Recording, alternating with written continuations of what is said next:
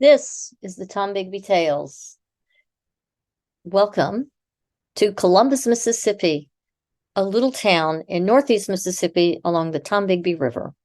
I'm your host, Shannon Evans.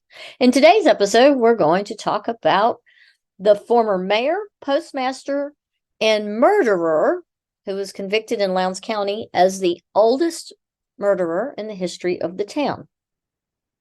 His name was Thomas Hunter Sharp. Thomas Hunter Sharp was born in 1862 to Jacob Hunter Sharp and wife Sarah Hunt Harris Sharp. Thomas, born during the Civil War, was the son of a general. His father, a prominent attorney and newspaperman in Columbus, rose through the ranks from private to captain. After action at Shiloh, he was eventually promoted to colonel and led a brigade at Chickamauga, the Battle of Missionary Ridge. By 1864, when Thomas was not quite two, his father was promoted to brigadier general and continued his leadership in Tennessee and late in the Carolina campaigns, where he'd surrender in North Carolina in April of 1865.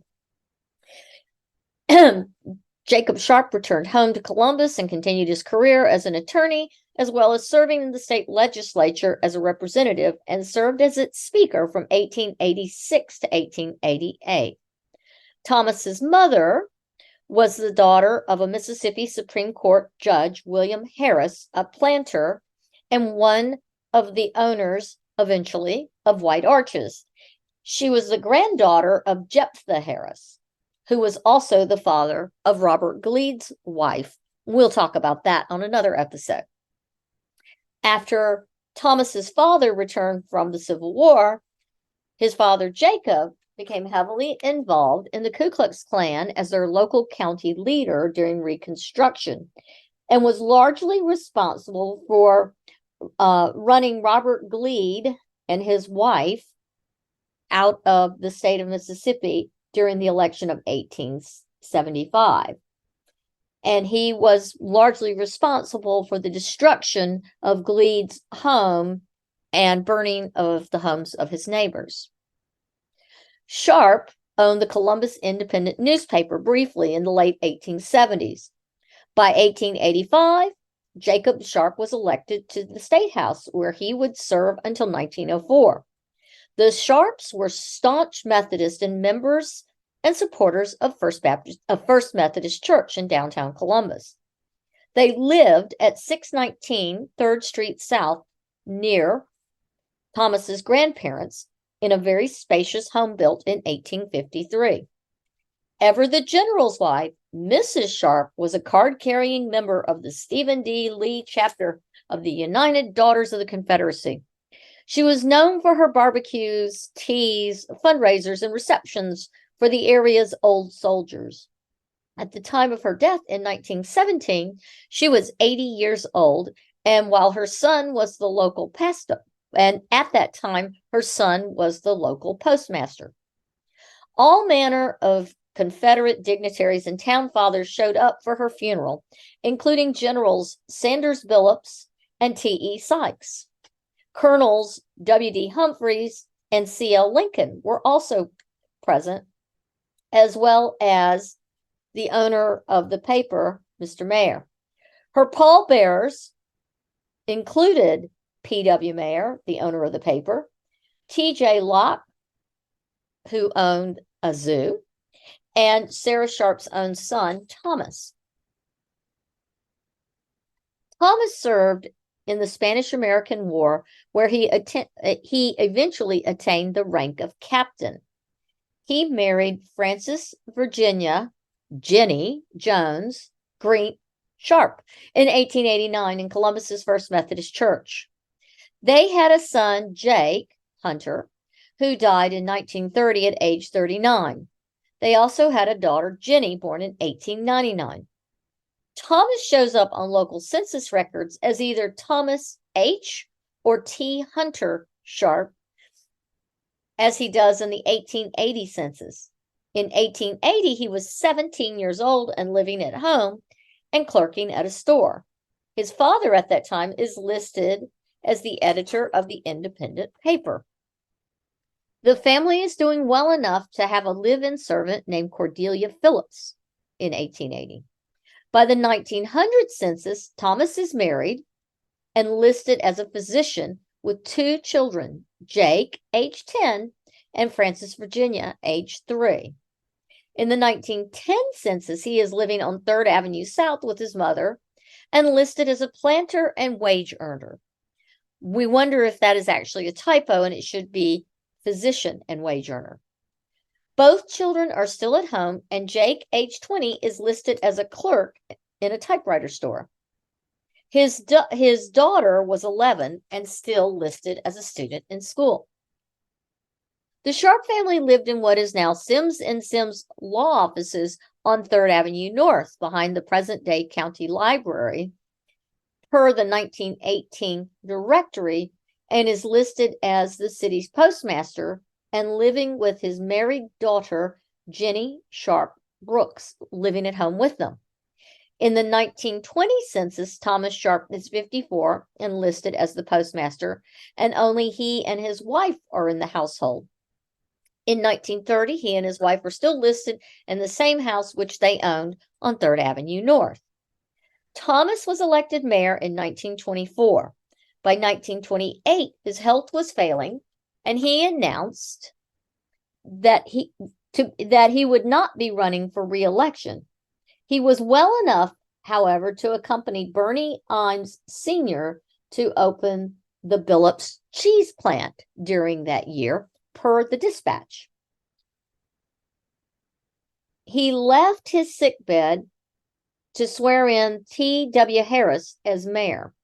In his last act as mayor, he watched the police department take seized slot machines and destroy them behind City Hall, per a January 1929 newspaper article.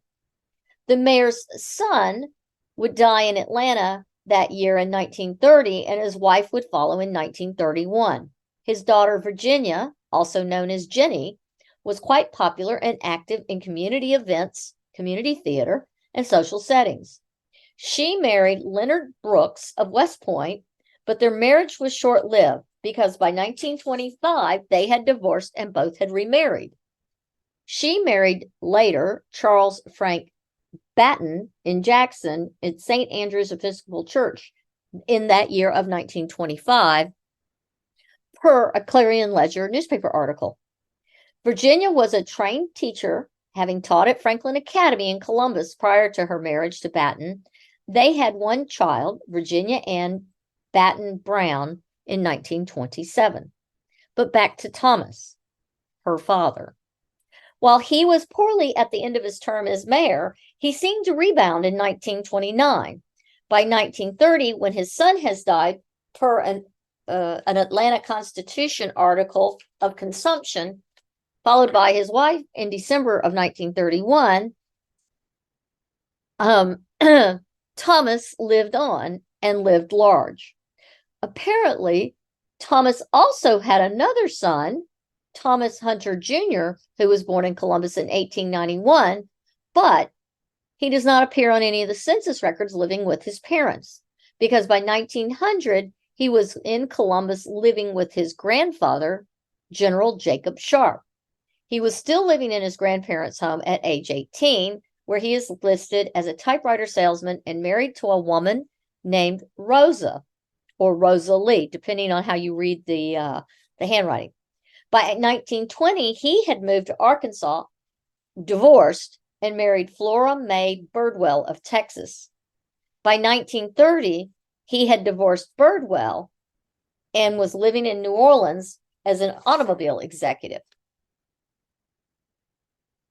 By World War II, he signs up for his draft card and marks his sister, Mrs. Frank Batten of Jackson, Mississippi, as his next of kin and lists himself as unemployed. He lived to be 79 and died in Beaumont, Texas, and donated his body to medical science. And that's all we know of Thomas Jr. So let's get back to Thomas Sr.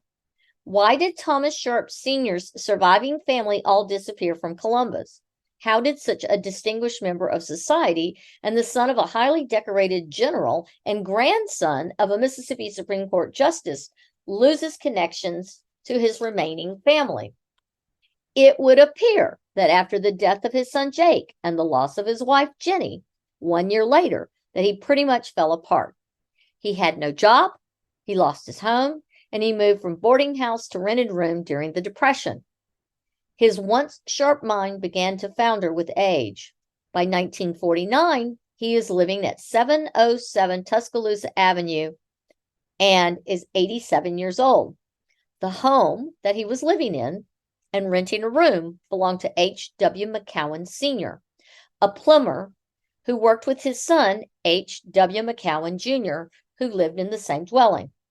The McCowan home was next door to Henry L. Moore, age 59, a Columbus native and night switchman on the C&G Railroad. Moore and his wife had recently been in a dispute with Hosea McCowan Jr. over a fence that Moore had built on what Moore felt was on his own property. McCowan Sr., T.H. Sharp, Moore, his wife, and his neighbor, the photographer Carl Brown, were all gathered, and an argument started over McCowan's destruction of the fence. A shooting ensued, and Moore was fatally shot, and his wife was seriously injured with 1 shot to her stomach, 2 in the hip, and 1 in the hand. Carl Brown, who was there on behalf of Mrs. Brown, who had asked him to photograph the fence that McCowan had destroyed earlier in the week with his truck for legal and insurance purposes, as Moore planned to file suit over the matter. When Brown arrived, Sharp and McCowan Sr. were in front of the McCowan home. Brown told Deputy Sheriff Tom J. Glover he saw Sharp raise a pistol.